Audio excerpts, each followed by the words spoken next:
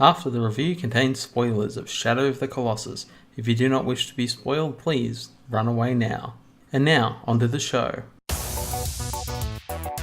Hello and welcome to the newest Optional Extra show, After the Review, where we talk about the game after the review. And joining me to do so is Russell, and the first time appearing Shadow again Rises. is Jordan. Hello, that is me. Known Long as the time. Destroyer of Podcasts, No, which probably was the best thing he ever did for us. But yeah, he's finally back. He's finally rejoining us for a interesting new discussion about a game, which we'll get straight into what we think about it. And as the person who reviewed the game, you can check out the review under the review banner if you want to watch it. There'll be a link at the end. So what I really enjoyed about the game was definitely the Colossus battles. Those were the really cool bit. And it was very different world to all the other games I've played lately, being this whole focus on open world.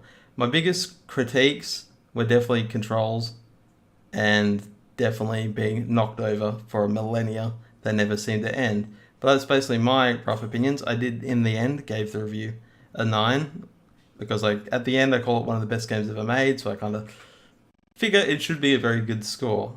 I'll lead it over to Russell, who actually has played the game before, unlike myself. Yeah, so this is the third time I played this game, first being the original copy, and then the re-release they did for the PS3, which was an up-res for HD, which is good. But this is the game that, undisputably is if you haven't played Shadow of the Colossus, it's this one the one you should play. As Mitch said, the controls are still problematic to a point. Especially I think Aggro's horse mechanic sometimes just artificially stops when you're kind of riding around, and also has this very direct path he can take. But the controls, the visuals are next level. Although the pop-ins are kind of irritating to me. There's as you kind of explore the wild, just the trees just keep popping in at a very awkward draw distance. I feel like it would be better if it was way further away, but nothing that's too distracting over the overall experience, as you are ultimately just destroying Colossus, and they look really, really good. Their motion's so fluid. Each one has such a atmospheric quality to them as you see them kind of wandering around their environments, and you have to solve how to defeat them. I mean, obviously I played them multiple times before, so it was quite a quick game for me, as I already knew how to defeat them all. But as far as it goes, I think it's the best version of this game. Still delivers the same story, same conclusions, but just looks way better. So I'd give probably second Mitch's opinion in it. I'd give it a 9 out of 10 as well. Jordan? And then there comes to me, where this was my first time playing this game called Shadow of the Colossus. I had heard a lot about it in the past, but never played it because I didn't have a console at the time for it. Started playing it on the PlayStation 4, and my view is completely opposite. Starting off... Get right into it. Starting off, it was, pretty much right off the bat, it's okay, this is what the game's going to be. You go kill 16 Colossi, rinse, repeat. No, that's it. That's basically the whole game. You go look around in an empty wasteland full of only a few lizards and every now and then a bird or something like that. Those birds. To find a Colossi, to climb it, to kill it, to spawn back and repeat. I enjoyed the Colossi fights, but everything else just made it frustrating. I would have enjoyed the game more if it was more like a mini-game where you literally just went from boss to boss. I know that would change the feel of the game, but it'd feel... Well, you could say it's a boss rush, but I felt... A bush rush, yeah. But I felt as though there was a lot lacking, because I had all this... the hype for it, for a game that I hadn't played, and apparently it's one of the best games ever.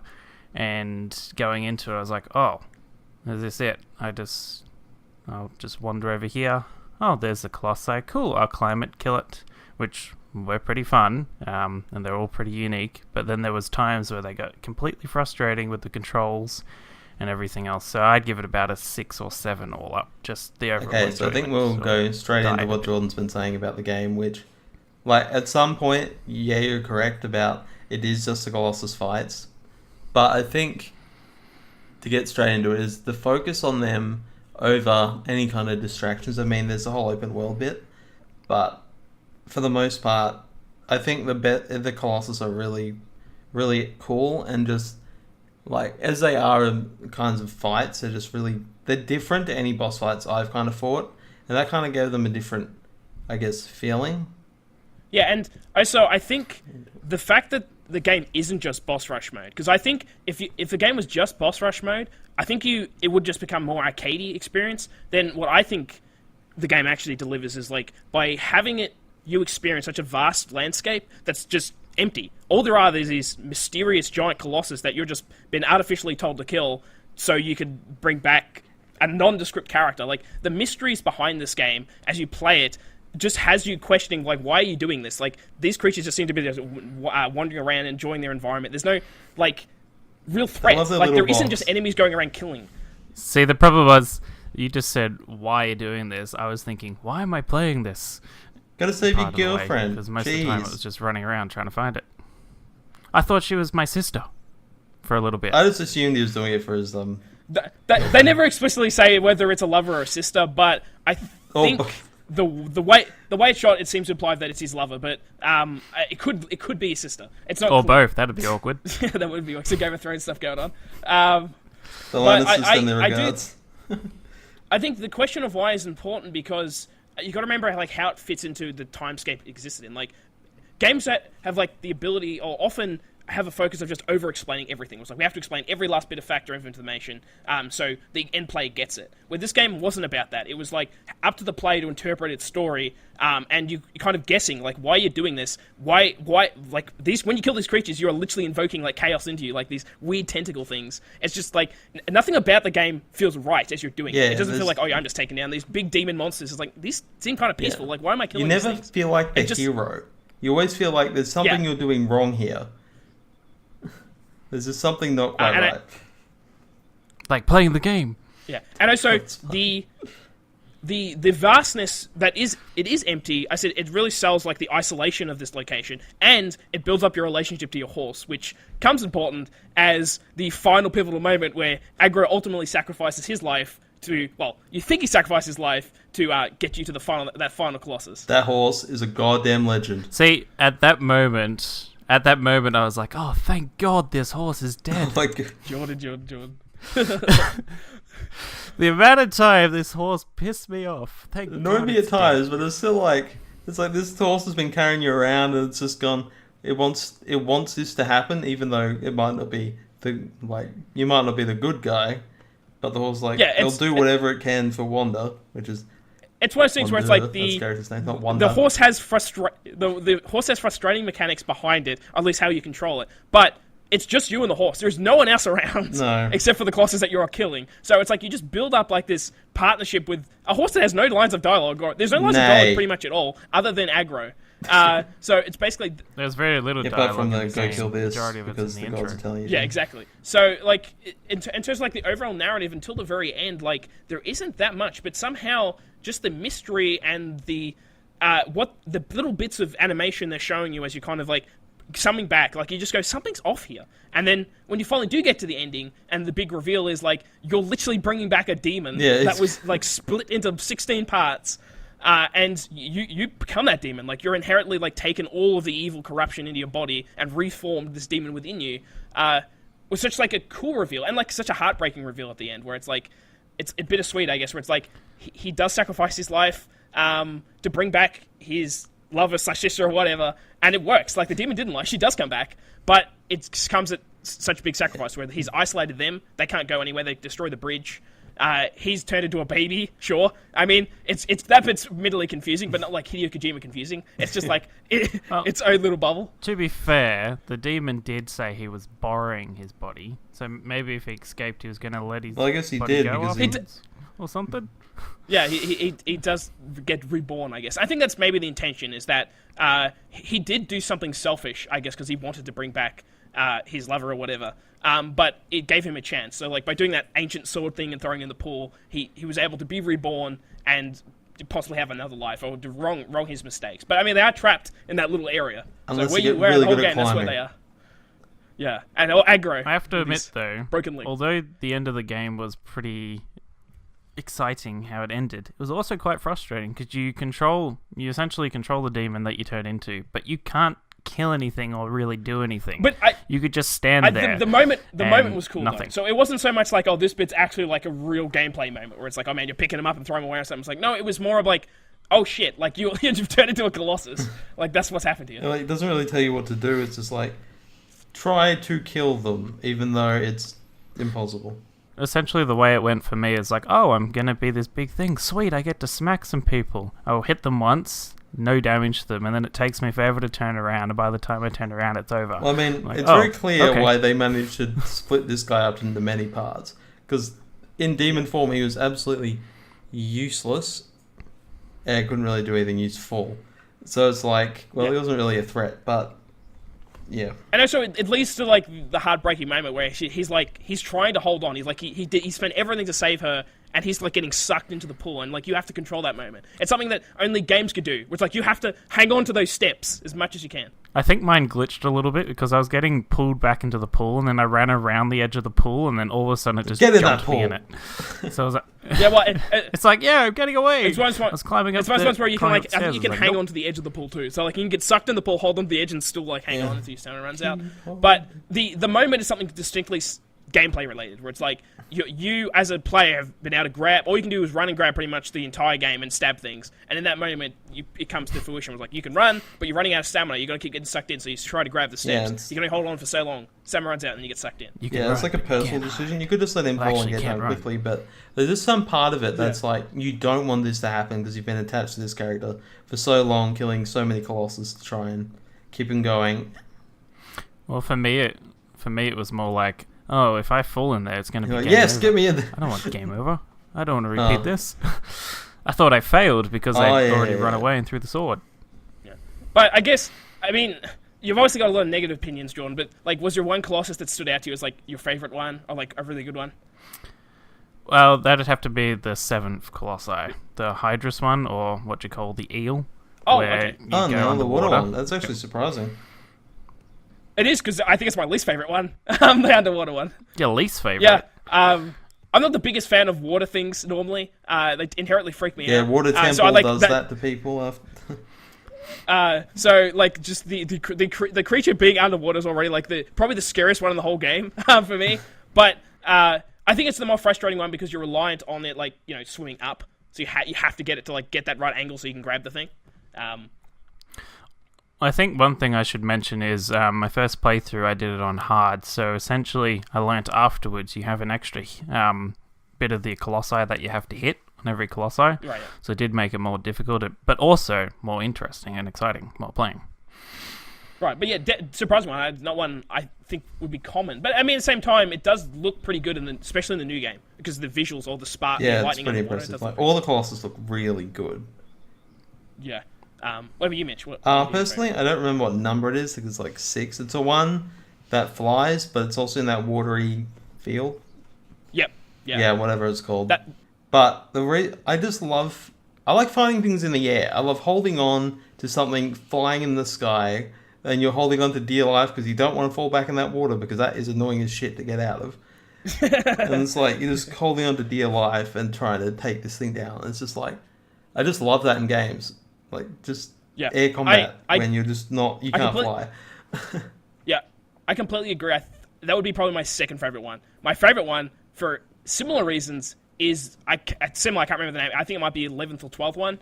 Is the giant That's sky my number snake 2. in the sand. Where that one would be my favorite one for very similar reasons. I love the sky fights. They are some of the more like visually impressive and just like different to everything else in the game. The water one's different too, I guess, but this one, like those two air ones, are like so impactful as you're flying around the skies. It flips upside down doing its jumps. But I like the sand snake more because it's longer. So like you're literally getting pushed off, going again, and you have to use aggro. Aggro is such an important part of that fight, as you have to chase the snake, jump onto its wing things, and climb up it again. So I really like just the overall mechanics in that one. It uses almost everything you could have in your arsenal, while still having the awesome like fly mechanics on top. See, there's one little bit of similar where you had to use aggro as well, where it was the one that was under the sand, and you had to shoot it in the eye. And that was one of the few times when aggro actually worked well with the controls. Because it automatically ran away from walls. Situations. So it's like you didn't have to worry about the walls. Like just or divert it away. Yeah, so it made it a bit easier. I think my least favorite is definitely the one inside that Colosseum that kind of goes down. Yeah, okay. Where you have to shoot in the legs. That's probably one of my least favorite as well, mostly because I think even more in the new version, the gas it disperses like kills you like very quickly. Oh, yeah, so quick. And I wasn't even clear that it could kill you originally. I'm like, in the original, I think it was like just a blast and you just died. Where this one's like it's a gaseous state that's like, oh shit, this thing's actually killing me. This thing is like, oh, I've fallen over in it, so now I'm going to die. Yeah. Yep, I've fallen over. Give me a minute. So Jordan, you and didn't I'm like dead. this game very much. What is the least favorite Colossus you fought that frustrated you? I didn't say that I didn't completely dislike it. I just hated the bit where it was essentially from the beginning the game's like, okay, go Alright, kill but these which Colossus and did that's you it. was the worst? But when it comes to the one that I hated the most, it had to be one of the small ones that you had to pick up a torch to then knock it off a ledge. Yeah.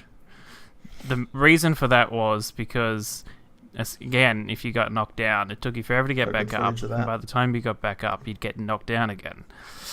But I think I managed to glitch it a little bit again because you're meant to jump on it, get a hit, and then go back up. I managed to stand on top of it so that it wouldn't knock me off, so I could just kill it straight away. Yeah, I didn't get knocked off when I put it down so you could weaken it. Like, yeah, a lot of the Colossus have. It's not like tricks, I guess, but there are ways to like forcibly do it quicker than others. Like you can definitely speedrun this game.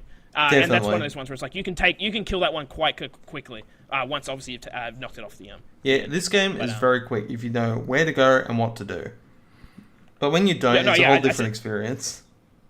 That's the thing. It's like the getting stuck on the Colossus is like part of the game where it's like you go, how do you solve this thing? Although the hints often aren't very good. It's just like do something. Like I know I have to do something. I don't know what to do. Do the thing. Well, when it came to the third Colossus, the one, with the big sword that you got to climb up, I had no idea how to break its arm at the time to actually climb up it, and the game just kept saying, you have to do the thing to break the thing, like every 10 seconds. We should have done the thing to do the thing. I don't know what the do the thing to break the thing is. Yeah, Tell me what the do the thing is. The sword typically helps because you can shine it wherever on the body, and it shows you where the weak points are. But that doesn't always show you, like that one, how to actually solve it. Did not do that for the whole playthrough. But yeah, it shows you the weak points. Did it for the first one, and that was it. Yeah, it shows you the weak points, but it doesn't tell you how to solve it. So it's like you go, oh, it's there, but how do I get to his hand? Kind of so I did not know that, and I think it created a very different experience. I think because I didn't know where things were, I'm like, I'm gonna climb on it and find out where it is. And the other thing is, if you don't have your sword out, it won't show on the boss. If you got your bow out, you could be climbing all over it, and it just won't appear the spots to kill it. Well, I think. Does that about wrap up all our thoughts on Shadow of the Colossus? Yep, I think overall, Jordan makes some good points that I think for a new player, you could potentially take the angle where it's like, man, it just feels like open empty space to next boss. But I think if you look at it deeper and like get that feeling of like isolation and like questioning why this is happening, I think it builds up a much... Yeah, take it all in. I believe... Yeah.